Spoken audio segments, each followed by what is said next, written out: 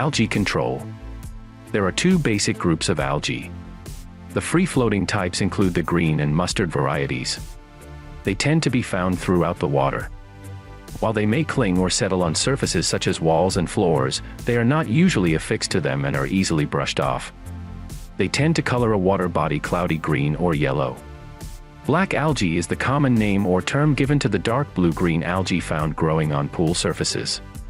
Black algae growth in localized areas such as along one wall, in the deep end, in a corner or around obstacles such as steps indicates an area of poor circulation.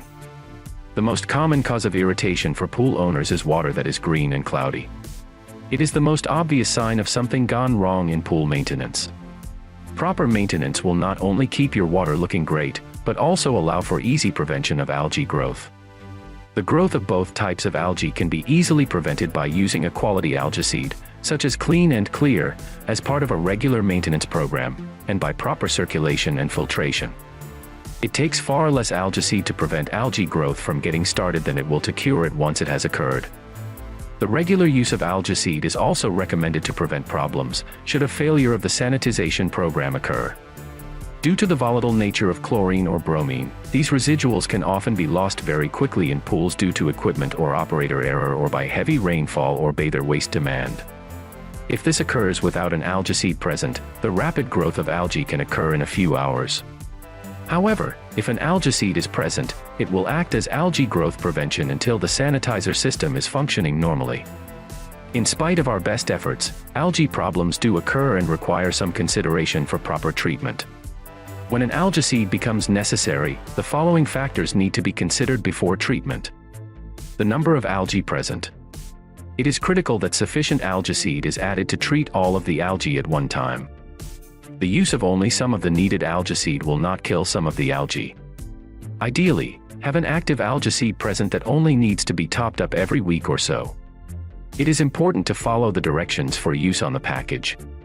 Age of the algae. The older algae becomes, the more difficult it is to control. Treat the problem as soon as it is noticed. Sunlight and water temperature. It is best to treat when algae are actively growing. Sunny days and a water temperature of 60°F or higher will be helpful. Type of algae.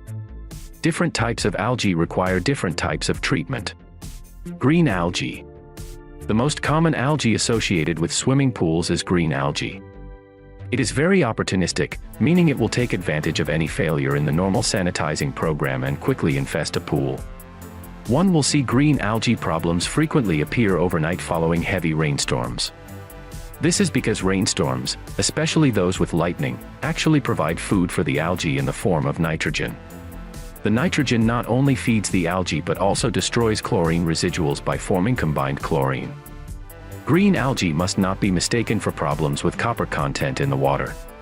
If high levels of copper are present, the water will become a clear green, whereas green algae will cause a cloudy green appearance. The best way to treat for green algae is to prevent it in the first place. Use an algicide regularly as part of a normal maintenance program. This will prevent algae from growing, even if a failure in the sanitizing system was to occur.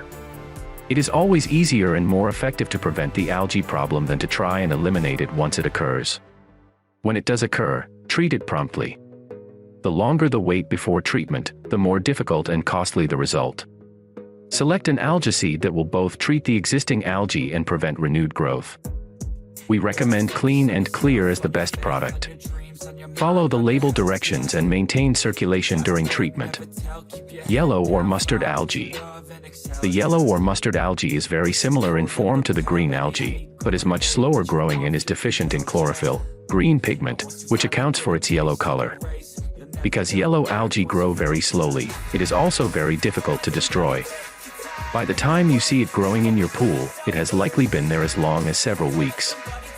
Additionally, since yellow algae is low in chlorophyll, which is light-loving, the algae live and even grow in dark areas of the pool such as plumbing and filters. This only compounds the difficulty of control. Care in selection of a proper algicide is most important.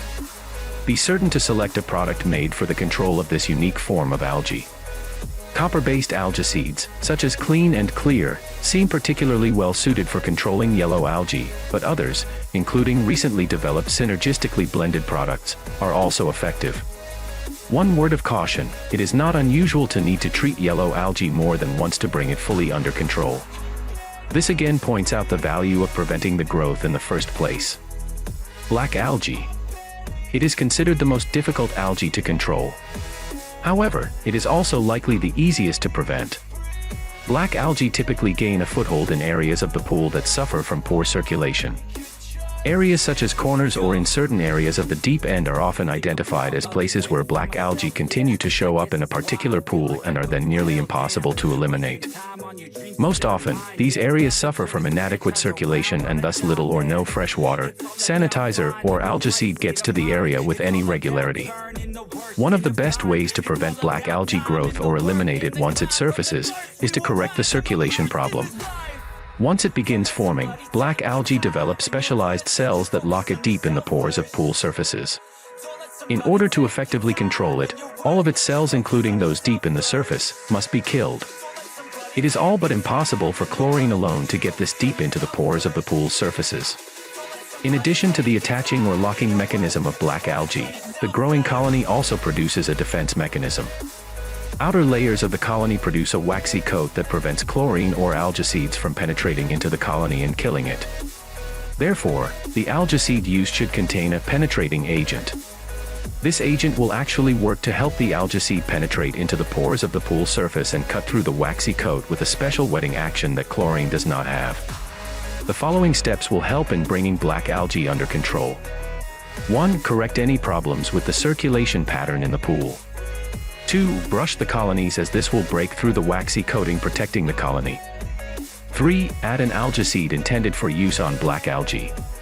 4. Brush the colony daily thereafter, if possible, as this will remove any dead cells from the surface, exposing the living cells underneath for exposure to the algaecide.